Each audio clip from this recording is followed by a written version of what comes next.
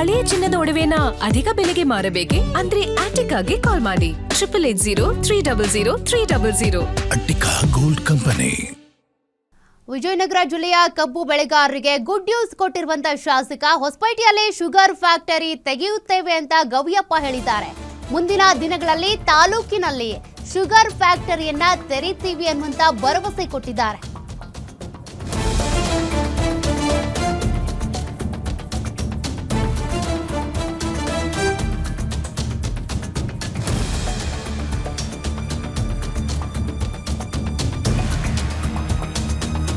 ನಾನು ಪುಣೆಗೆ ಹೋಗ್ಬೇಕಿತ್ತು, ಒಂದು ಕಂಪನಿಯವರು ಸಹ ರೆಡಿ ಆಗಿದ್ರು, ಆದ್ರೆ ರೈತರನ್ನ ಕರೆದೊಯ್ಯೋಣ ಅಂತ ಮುಂದೂಡಿದ್ದೇವೆ. ಅಧಿವೇಶನ ಮುಗಿದ ಬಳಿಕ ಕಾರ್ಖಾನೆ ನೋಡ್ಕೊಂಡು ಬರ್ತೀವಿ.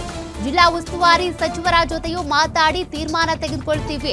ಸದ್ಯದಲ್ಲೇ ಶುಗರ್ ಫ್ಯಾಕ್ಟರಿ ತೆರೀತೀವಿ ಅಂತ ಗವಿಯಪ್ಪ ಭರವಸೆ ಕೊಟ್ಟಿದ್ದಾರೆ.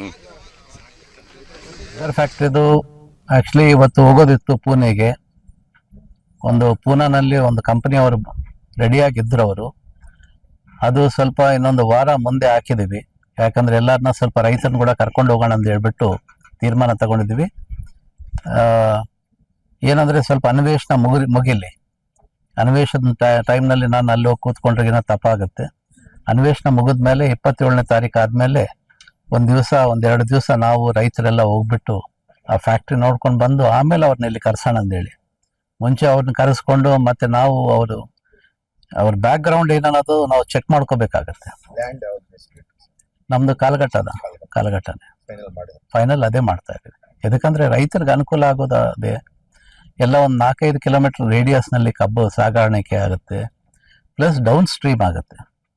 ಇಲ್ಲಿ ಮಾಡೋದ್ರಿಗಿನ ಅಪ್ ಸ್ಟ್ರೀಮ್ನಲ್ಲಿ ಎತ್ತಿನ ಬಂಡಿಗಳು ಹತ್ತು ಬರಬೇಕು. ಎತ್ತಿನ ಬಂಡಿಗಳಿಗೆ ಅವಕಾಶ ಆಗಂಗಿಲ್ಲ. ಮತ್ತೆ ಟ್ರ್ಯಾಕ್ಟ್ರು, ಲಾರಿಗಳು ಬರೀ ಇವೇ ಮತ್ತೆ ಸ್ಟಾರ್ಟ್ ಆಗ್ತವೆ. ಹಾಗಾಗಿ ಇವತ್ತು ನಮ್ಮ ಭಾಗದಲ್ಲಿ ವಿಜಯನಗರ ಕಾಲುವೆನಲ್ಲಿ ಏನೇನು ಕಬ್ಬು ಇಷ್ಟು ವರ್ಷ ಬೆಳೀತಾ ಇದೆ, ಲಾಸ್ಟ್ 100 ವರ್ಷ ಎಲ್ಲ ಎತ್ತಿನ ಬಂಡಿನಿಂದನೇ ಸಾಗಾಣಿಕೆ ಆಗ್ತಾ ಇತ್ತು. ಇವತ್ತಿಗೂ ಗಾಣಕ್ಕೆ ಹೋಗ್ಬೇಕಂದ್ರೆ ಈಗಿನ ಎತ್ತಿನ ಬಂಡಿನಲ್ಲೇ ಹೋಗ್ತಾ ಇದೆ. ಯಾವ ಬೈ ಟ್ರ್ಯಾಕ್ಟರ್ ಆಗಲಿ ಅದನ್ನಲ್ಲೇ ಹೋಗ್ತಾ ಇಲ್ಲ. ಶುಗರ್ ಫ್ಯಾಕ್ಟ್ರಿ ಆಯ್ತಂದ್ರೆ 3,000 to 4,000 ಎತ್ತಿನ ಬಂಡಿಗಳು ಆಗ್ತಾವ. ಅವ್ರಿಗೆಲ್ಲ ಜೀವನಗಳು ನಡೀತಾವ ಅಂತ ಹೇಳ್ಬಿಟ್ಟು